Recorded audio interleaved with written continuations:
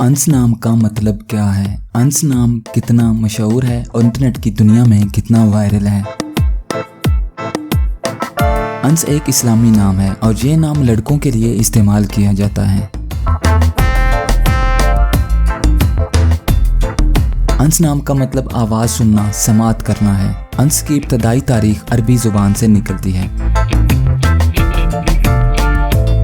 Internet की दुनिया में अंस नाम की शोहरत में 2013 से तेज़ी देखने में आई।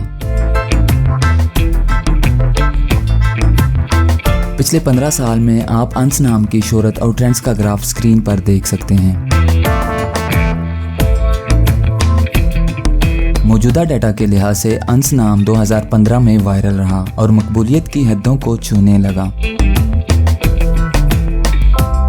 अंस नाम घाना, मोरक्को और पाकिस्तान में बहुत पसंद किया जाता है और कसरत से इस्तेमाल में है। अगर आपका नाम अंस है तो कमेंट्स में अपना पूरा नाम लिखें ताकि हम आपके लिए अलग से वीडियो बना सकें। ये वीडियो आप अंस नाम के किसी दोस्त के साथ शेयर कर सकते हैं, यकीनन वो इसे बहुत पसंद करेंगे।